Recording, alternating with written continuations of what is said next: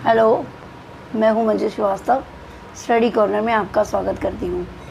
आज की एकांकी है मातृभूमि का मान। यह एकांकी हरे कृष्ण पैमी द्वारा लिखी गई है।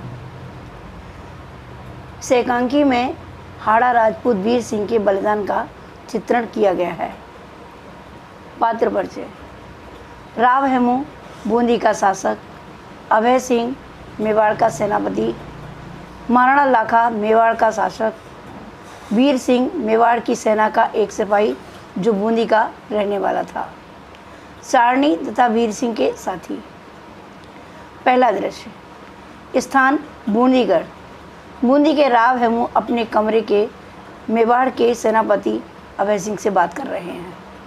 अभय सिंह महाराव सिसोदिया वंश हाड़ाओं को आदर और स्नेह की दृष्टि से देखता है।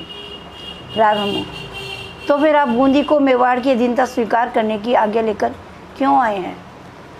अभय सिंह: महाराव, हम राजपूतों को छिन्न भिन्न असंगठित शक्ति विदेशियों का किस प्रकार सामना कर सकती है, इस बात की अत्यंत आवश्यकता है कि हम अपनी शक्ति एक केंद्र के अधीन रखें।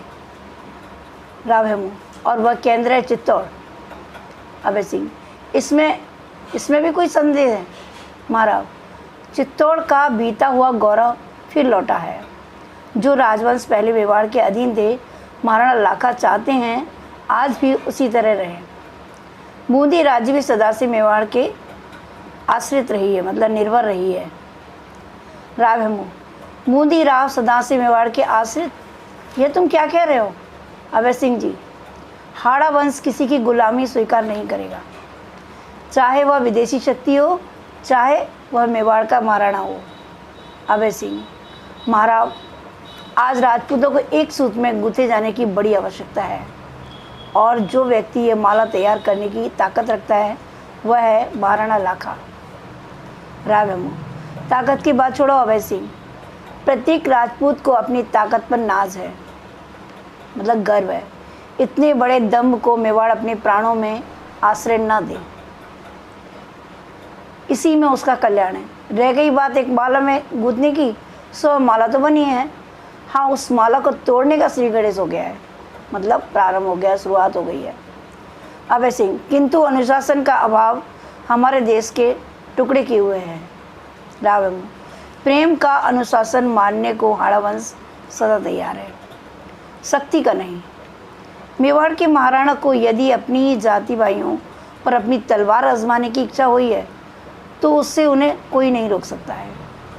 बूंदी स्वतंत्र राज्य और स्वतंत्र रहकर वह महाराणाओं का आदर करता रह सकता है। अधीन होकर किसी की सेवा करना वह पसंद नहीं करता। अभय सिंह: तो मैं जाऊं? राव हेमू: आपकी इच्छा।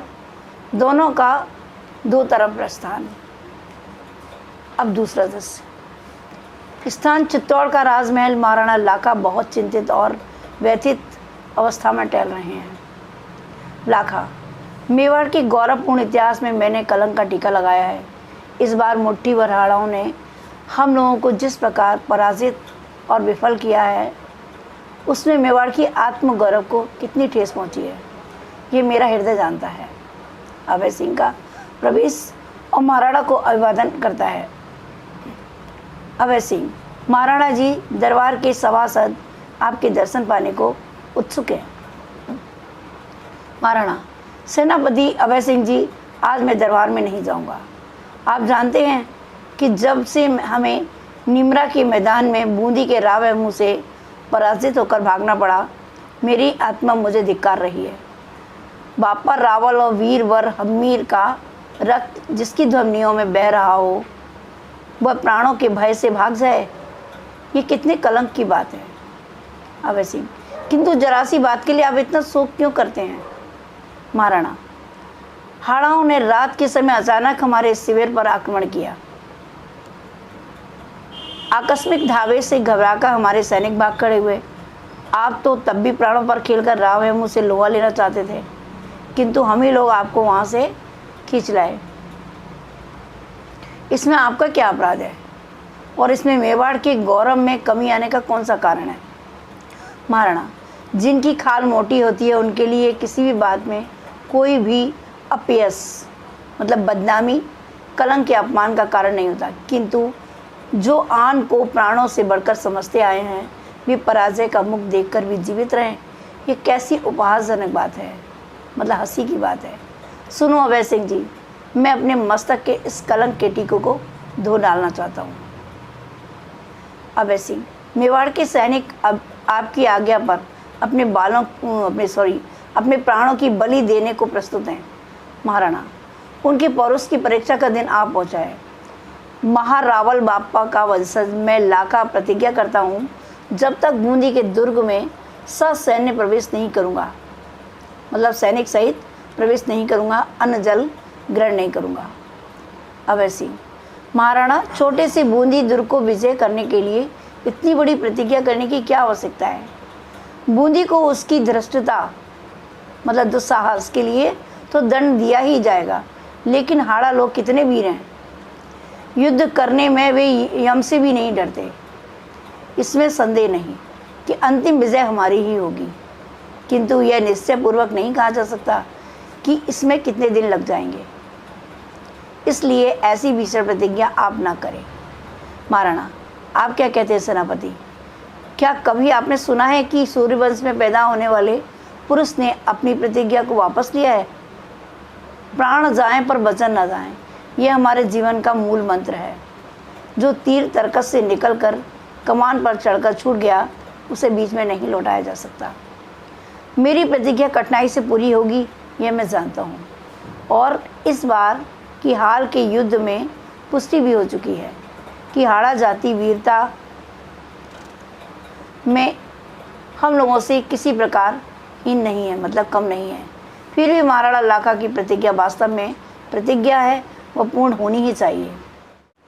नेपथ्य में गान, ये सागर से रत्न निकाले, युग से हैं गए संभाले, इनसे दुनिया में उजाला, तोड़ मोतियों की मत माला। ये छाती में छेद कराकर एक हुए हैं हृदय मिलाकर, इनमें व्यर्थ भेद क्यों डाला, तोड़ मोतियों की मत माला। गाते गाते चारणी का प्रवेश। महाराणा, तुम कुछ गा रही थी चारणी? तुम संपूर्ण राजस्थान को एकता की श्रृंखला में बांधकर देश की स्वाधीनता के लिए कुछ करने का आदेश दे रही थी, किंतु मैं तो उस श्रृंखला को तोड़ने जा रहा हूँ, दो जातियों में जानी दुश्मनी पैदा करने जा रहा हूँ। चारणी, ये आप क्या कहते हैं महाराणा? आपके विवेक पर सबको विश्वास है। मैं आपसे निवेदन करने आई हूँ कि यद्यपि समय के फेर से आप हाड़ा शक्ति और साधनों में मेवाड़ के उन्नत राज्य से छोटे हैं, फिर भी वे वीर हैं। मेवाड़ को उसकी विपत्ति के दिनों में सहायता देते रहे हैं। यदि उनसे कोई धृष्टता बन पड़ी हो तो महाराणा उसे भूल जाएं और राजपूत शक्तियों में स्नेह का संबंध बना रहने दें। महाराणा, चारणी, तुम बहुत देर हो गई, मतलब बहुत देर से आई। अभय सिंह, चारणी, महाराणा ने प्रतिज्ञा की है कि जब तक वे बूंदी के गढ़ को जीत ना लें, अन्न जल ग्रहण न करेंगे। चारणी, दुर्भाग्य, कुछ सोचकर। महाराणा, मैं ऐसा नहीं होने दूंगी। देश का कोई शुभ चिंतक इस विद्वेष की आग को फैलने देना पसंद नहीं करता, मतलब पसंद नहीं कर सकता। अभय सिंह, किंतु महाराणा की प्रतिज्ञा तो पूरी होनी ही चाहिए। चारणी, उसका एक ही उपाय है, वह यह है कि यहीं पर बूंदी का एक नकली दुर्ग बनाया जाए। महाराणा उसका विध्वंस, मतलब उसको नष्ट करके अपनी प्रतिज्ञा पूरी कर लें। महाराणा, क्या आपको मेरा प्रस्ताव स्वीकार है? महाराणा, अच्छा, अभी तो मैं नकली दुर्ग बनाकर उसका विध्वंस करके अपने व्रत का पालन करूंगा, किंतु हाड़ाओं को उनकी उद्दंडता का दंड दिए बिना मेरे मन को संतोष नहीं होगा। सेनापति, नकली दुर्ग बनवाने का प्रबंध करें। सबका प्रस्थान। पट परिवर्तन। तीसरा दृश्य, चित्तौड़ के निकट एक जंगली प्रदेश, नकली दुर्ग का मुख्य दरवाज़ा, महाराणा लाखा और सेनापति अभय सिंह का प्रवेश। अभय सिंह, आपने दुर्ग का निरीक्षण कर लिया? ठीक बन गया है ना? महाराणा, क्यों न बनता, निस्संदेह ये ठीक बूंदी दुर्ग की हूबहू नकल है। अब इस पर चढ़ाई करने का खेल खेला जाए।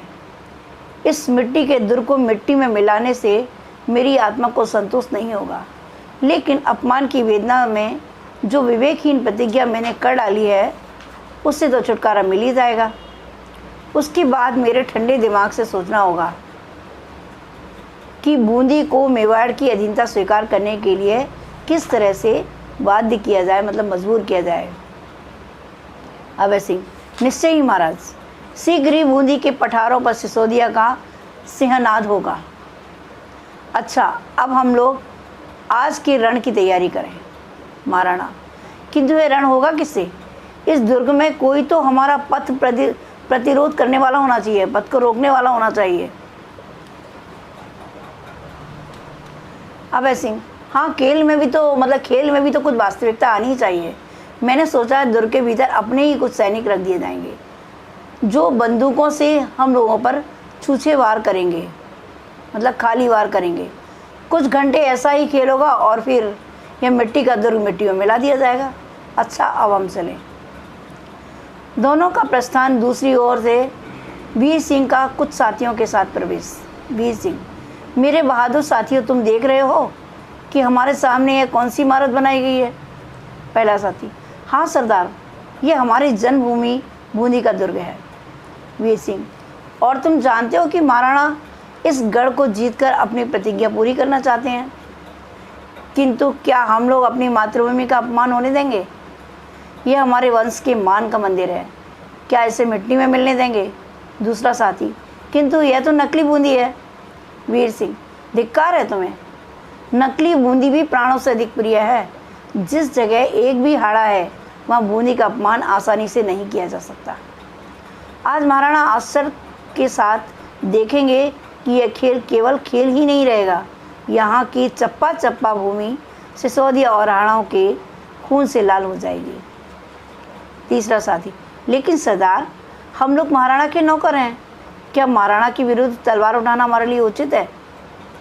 हमारा शरीर महाराणा के नमक से बना है, हमें उनकी इच्छा में व्याघात, मतलब रुकावट नहीं पहुंचाना चाहिए। वीर सिंह, और जिस जन्मभूमि की धूल में हम खेलकर बड़े हुए हैं उसका अपमान भी कैसे सहन किया जा सकता है? जब कभी मेवाड़ की स्वतंत्रता पर आक्रमण हुआ, हमारी तलवार ने उनके नमक का बदला लिया,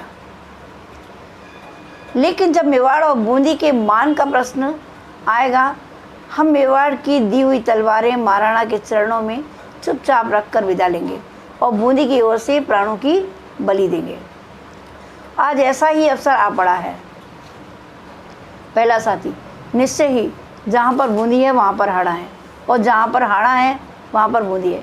कोई नकली बूंदी का भी अपमान कैसे कर सकता है? जन्मभूमि हमें प्राणों से भी अधिक प्रिय है। वीर सिंह, मेरे वीरों, तुम अग्निकुल के अंगारे हो, अपने वंश की आभा को छीण न होने दोगे। प्रतिज्ञा करो कि प्राणों के रहते हम इस नकली दुर्ग पर मेवाड़ की राज्य पताका को स्थापित नहीं होने देंगे, मतलब फहरने नहीं देंगे। सब लोग हम प्रतिज्ञा करते हैं कि प्राणों के रहते इस दुर्ग पर मेवाड़ का ध्वज न फहराने देंगे। वीर सिंह, मुझे आप लोगों पर अभिमान है और बूंदी आप जैसे पुत्रों को पाकर फूली नहीं समाती। जिस बूंदी में ऐसे मान के धनी पैदा होते हैं उस पर संसार आशीर्वाद के साथ फूल बरसा रहा है। चलो हम दुर्ग रक्षा की तैयारी करें। पट परिवर्तन। चौथा दृश्य। स्थान बूंदी के नकली दुर्ग का द्वार, मतलब बंद द्वार। महाराणा लाखा और अभय सिंह का प्रवेश। महाराणा, सूर्य डूबने को आया, ये कैसी लज्जा की बात है कि हमारी सेना बूंदी के नकली दुर्ग पर अपना झंडा स्थापित करने में सफलता प्राप्त नहीं कर सकी। वीर सिंह और उसके मुट्ठीभर साथी अभी तक वीरतापूर्वक लड़ रहे हैं। अभय सिंह, हाँ महाराणा, हम तो समझते थे कि घड़ी दो घड़ी में खेल खत्म हो जाएगा, लेकिन हमें छूछे वारों का मुकाबला करने के बजाय हाड़ों के अचूक निशानों का सामना करना पड़ा। यद्यपि ये लोग गिनती में थोड़े हैं, किंतु इन्होंने दीवारों की आड़ में उपयुक्त स्थान बनाकर हम पर गोली और तीर बरसाना प्रारंभ कर दिया। हमारी सेना इस आकस्मिक प्रहारों से भौचक्की हो गई। अब दुर्ग के भीतर के हाड़ों की युद्ध सामग्री समाप्त हो गई है। आपकी प्रतिज्ञा पूरी होने में कुछ ही क्षणों का विलंब है। महाराणा, यह भी अच्छा ही हुआ, हमारे इस खेल में भी कुछ वास्तविकता आ गई। यदि हमें बिना कुछ पराक्रम दिखाई दुर्ग पर अपना झंडा फहराने का अवसर मिल जाता तो मुझे ज़रा भी संतोष ना होता। और सच पूछो तो मुझे वीर सिंह की वीरता देखकर बड़ी प्रसन्नता हुई। मैं चाहता था कि ऐसे वीर के प्राणों की किसी प्रकार रक्षा हो सकती है। अभय सिंह, मैंने भी जब दुर्ग के अग्नि वर्षा होती देखी तो मुझे कुछ आश्चर्य हुआ था और कुछ क्षणों के बाद सफ़ेद झंडा फहराकर मैंने युद्ध रोक दिया था। उसके पश्चात मैं स्वयं दुर्ग में गया और वीर सिंह की उसके साहस के लिए प्रशंसा की। साथ ही उससे अनुरोध किया कि तुम इस व्यर्थ प्रयास में अपने प्राण ना खो। तुम महाराणा के नौकर हो, तुम्हें उनके विरुद्ध हथियार ना उठाना चाहिए। किंतु उसने उत्तर दिया कि महाराणा ने हाड़ाओं को चुनौती दी है, हम उस चुनौती का उत्तर देने को मजबूर हैं। महाराणा यदि हमारे प्राण लेना चाहते हैं तो खुशी से ले लें, लेकिन हम इतने कायर और निष्प्राण नहीं हैं, मतलब प्राणों से रहित नहीं हैं कि अपनी आँखों से बूंदी का अपमान होते देखें। मेवाड़ में जब तक एक भी हाड़ा है, नकली बूंदी पर भी बूंदी की ही पताका फहराएगी। महाराणा, निश्चय ही इन वीरों की जन्मभूमि के प्रति आदर भाव सराहनीय है। यह मैं जानता हूँ कि इन लोगों के प्राणों की रक्षा करने का कोई उपाय नहीं है। इतने बहुमूल्य प्राण देकर ही मुझे प्रतिज्ञा पूरी करनी पड़ेगी। वह देखो, दुर्ग की उस दरार में खड़ा हुआ वीर सिंह कितनी फुर्ती से बाण वर्षा कर रहा है। अकेला ही हमारे सैकड़ों सैनिकों की टोली को आगे बढ़ने से रोके हुए है। धन्य है ऐसे वीर, धन्य है वह माँ जिसने ऐसे वीर पुत्र को जन्म दिया। धन्य है वह भूमि जहाँ पर ऐसे सिंह पैदा होते हैं। जोर का धमाका और प्रकाश होता है। महाराणा, अरे देखो अभय सिंह, गोली के वार से वीर सिंह के प्राण पखेरु उड़ गए। बूंदी के मतवाले सिपाही सदा के लिए सो गए। अब हम विजयश्री प्राप्त कर सके। जाओ, दुर्ग पर मेवाड़ का पताका फहराओ और वीर सिंह के शव को आदर के साथ यहाँ ले आओ। अभय सिंह का प्रस्थान। महाराणा, आज इस विजय में मेरी सबसे बड़ी पराजय हुई है। व्यर्थ के दम्भ ने, मतलब अहंकार ने, व्यर्थ के दम्भ ने आज कितने ही निर्दोष प्राणों की बलि ले ली। चारणी का प्रवेश। चारणी, महाराणा, अब तो आपकी आत्मा को शांति मिल गई होगी। अब तो आपने अपने सिर का कलंक का टीका धो लिया। यह देखिए, बूंदी के दुर्ग पर मेवाड़ के सेनापति विजय पताका फहरा रहे हैं। वह सुनिए, मेवाड़ की सेना में विजय दुंदुभी बज रही है। महाराणा, चारणी, क्यों पश्चाताप के विकल प्राणों को तुम और दुखी करती हो? न जाने किस बुरे मुहूर्त में मैंने बूंदी को अपने अधीन करने का निश्चय किया था। वीर सिंह की वीरता ने मेरे हृदय के द्वार खोल दिए हैं, मेरी आंखों पर से पर्दा हटा दिया है। मैं देखता हूँ ऐसे वीर जाति को अधीन करने की अभिलाषा करना पागलपन है। चारणी, तो क्या महाराणा अब भी मेवाड़ और बूंदी के हृदय मिलाने का कोई रास्ता नहीं निकल सकता? वीर सिंह के शव के साथ अभय सिंह का प्रवेश। महाराणा, सबके पास बैठते हुए। चारणी, इस शहीद के चरणों के पास बैठकर मैं अपने अपराध के लिए क्षमा मांगता हूँ। किंतु क्या बूंदी के राव तथा हाड़ा वंश का प्रत्येक राजपूत आज की इस दुर्घटना को भूल सकेगा? राव हेमू का प्रवेश। राव हेमू, क्यों नहीं महाराणा, हम युग युग से एक हैं और एक रहेंगे। आपको ये जानने की आवश्यकता थी कि राजपूतों में न कोई राजा है न कोई महाराजा। सब देश जाति वंश की मान रक्षा के लिए प्राण देने वाले सैनिक हैं। हमारी तलवार अपने ही स्वजनों पर न उठनी चाहिए। बूंदी के हाड़ा सुख और दुख में चित्तौड़ के सिसोदिया के साथ रहे हैं और रहेंगे। हम सब राजपूत अग्नि के पुत्र हैं। हम सबके हृदय में एक ज्वाला जल रही है। हम कैसे एक दूसरे से अलग हो सकते हैं? वीर सिंह के बलिदान ने हमें जन्मभूमि का मान करना सिखाया है। महाराणा, निश्चय ही महाराज, हम संपूर्ण राजपूत जाति की ओर से इस अमर आत्मा के आगे अपना मस्तक झुकाएं। सब बैठकर वीर सिंह के सबके आगे झुकते हैं। तो इस तरह वीर सिंह ने जन्मभूमि का मान करना सिखाया। यह थी आज की वीडियो, इस तरह से सिखाया उसने।